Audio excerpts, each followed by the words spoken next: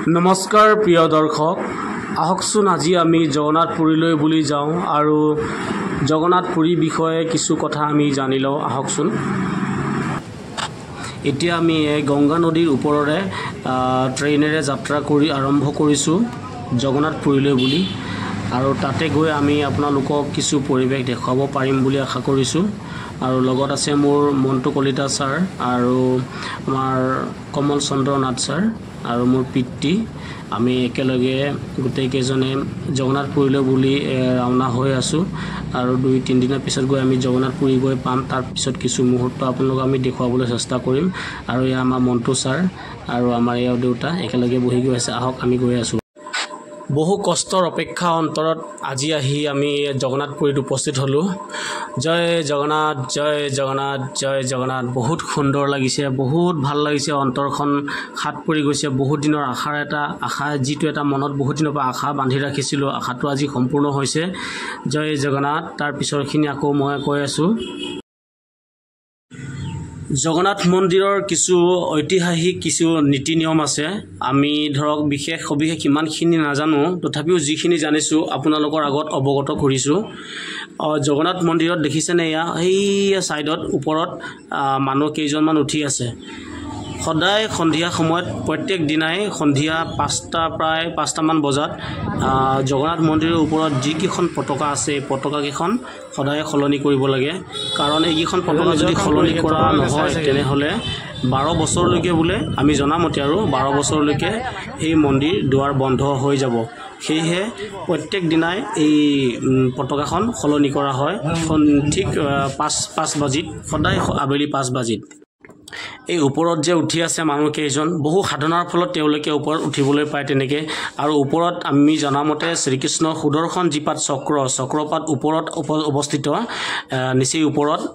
আৰু মই মন্দিৰ ভাগৰ অলপ বেক চাইডে থকাৰ বাবে মই চক্ৰপাত সম্পূৰ্ণৰূপে দেখাব নোৱাৰিলোঁ। কিন্তু এই ওপৰত উঠি পতাকাখন সাল সলনি কৰাৰ যি প্ৰয়াস সকলো মানুহৰ সম্ভৱ নহয়, কিয়নো বহু সাধনা বহু কষ্টৰ ফলতে এই ভাগ কাম কৰিবলৈ পোৱা যায়।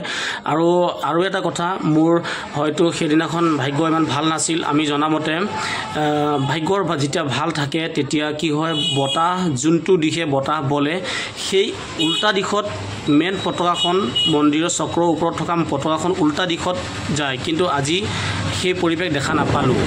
যিহেতু জগন্নাথপুৰী মন্দিৰৰ পৰা নিচেই কাষতে বংগোপসাগৰ অৱস্থিত, আৰু মন্দিৰ দৰ্শন কৰিলোঁ। আমি কৰি লৈ সাগৰত এপাক দৰ্শন কৰিম বুলি বংগোপসাগৰৰ পাৰলৈ আহিলোঁ। আৰু এই সাগৰৰ পাৰত চাওক কি সুন্দৰ মনোমোহা দৃশ্য, মানে মন প্ৰাণ ভৰি যোৱা এটা দৃশ্য।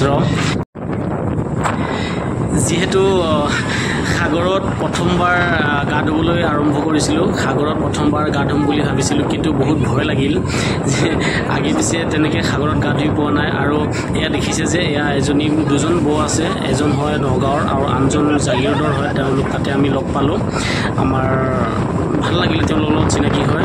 তাৰপিছত আমাৰ দাদা কেইজনমানকো লগ পালোঁ, আমাৰ নগাঁৱৰ হয় তেখেতলোক। তেওঁলোকৰ লগতে আমি একেলগে সাগৰত গা পা ধুই, এই আমাৰ দাদাহঁত এই দুজন দাদা।